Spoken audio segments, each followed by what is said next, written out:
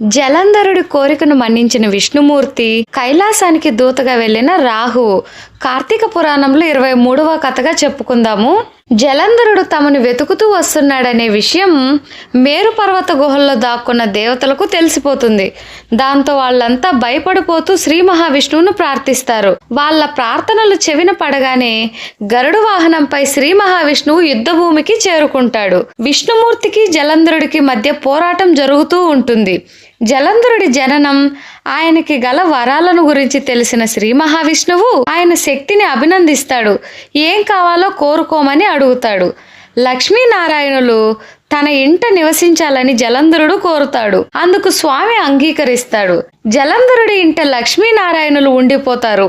ఆయన భూమండలానికి తిరుగులేని నాయకుడుగా పరిపాలిస్తూ ఉంటాడు. ఒక రోజున జలంధరుడి దగ్గరికి నారద మహర్షి వస్తాడు. ఆయన రాకకి గల కారణం ఏమిటని జలంధరుడు అడుగుతాడు. అందుకు నారదుడు స్పందిస్తూ, నేను కైలాసానికి వెళ్ళాను. అక్కడ పార్వతీ పరమేశ్వరుల దర్శనం చేసుకున్నాను. వాళ్ళిద్దరినీ చూస్తే చూడముచ్చటగా అనిపించింది. వాళ్ళ సంతోషాలు సంబరాలు ముందు ఎలాంటి వైభవాలు పనికిరావు అని చెబుతాడు. ఓ జలంధర, ఆ సమయంలోనే నాకు నువ్వు గుర్తొచ్చావు. సరే, నిన్ను కూడా ఒకసారి చూసిన తర్వాత నీ వైభవాలను పరిశీలించిన తర్వాత ఎవరు గొప్ప అనే విషయంలో ఒక నిర్ణయానికి రావచ్చునని ఇలా వచ్చాను అని నారద మహర్షి అంటాడు. మరి ఇప్పుడు చూశారు కదా, మీకు ఏమనిపించింది అని జలంధరుడు అడుగుతాడు. నిజం చెప్పాలంటే ఇద్దరూ సమానమైన వైభవంతోనే వెలుగొందుతున్నారు.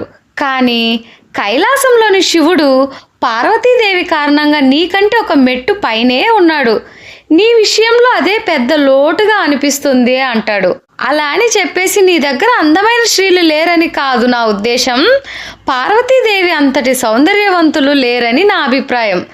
నీ దగ్గర ఎంతమంది కన్యారత్నాలు ఉన్నప్పటికీ వాళ్ళెవరిని పార్వతీదేవితో పోల్చే సాహసం కూడా చేయలేము. అలాంటి సాధ్యమని లేని కారణంగానే జలంధరుడి స్థాయి తగ్గుతున్నట్టుగా తనకి అనిపిస్తుందని చెబుతాడు. జలంధరుడిలో ఈ విషయంపై ఆలోచన రేకెత్తించి నెమ్మదిగా అక్కడి నుంచి వెళ్ళిపోతాడు నారదుడు. ఎలాగైనా పార్వతీదేవిని తన సొంతం చేసుకోవాలని జలంధరుడు బలంగా నిర్ణయించుకుంటాడు.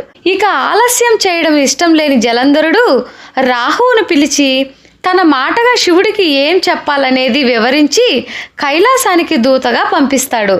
కైలాసానికి వచ్చిన రాహువును చూడగానే విషయం ఏమిటని శివుడు అడుగుతాడు. వంటి నిండా విభూతి రాసుకొని శ్మశానాల్లో తిరిగే ఆయనకి పార్వతీదేవి వంటి సౌందర్య రాశి భార్యగా అవసరం లేదని జలంధరుడి మాటగా రాహువు చెబుతాడు. అందువలన పార్వతీదేవి వంటి సౌందర్య రాశి జలంధరుడికి జోడీగా చూడటానికే బాగుంటుందనే అభిప్రాయాన్ని వ్యక్తం చేస్తాడు. ఆయన ఆ మాట అనగానే పరమశివుడి కనుబొమ్మల నుంచి ఒక భయంకరమైన పురుష రూపం బయటికి వస్తుంది. ఆగ్రహ ఆవేశాలతో ఆ రూపం రాహుని కబలించడానికి వెళుతుంది. అయితే దూతను సంహరించకూడదని చెప్పేసి శివుడు వారిస్తాడు. ఆకలితో వచ్చిన తనకి ఏదైనా ఆహారం చూపించమని ఆ పురుషాకారుడు కోరుతాడు. నీ శరీరాన్ని నువ్వే తింటూ వెళ్ళమని శంకరుడు ఆజ్ఞాపిస్తాడు. ఆ పురుషాకారుడు అలాగే చేయగా కేవలం తలభాగం మాత్రం మిగిలిపోతుంది.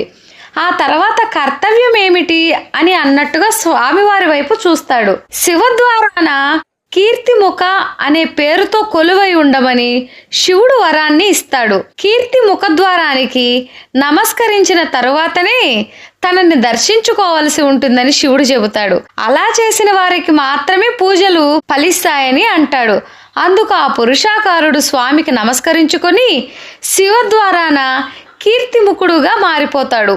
అక్కడి నుంచి బతికి బయటపడిన రాహువు కైలాసంలో జరిగిన సంఘటనను జలంధరుడికి వివరంగా చెబుతాడు.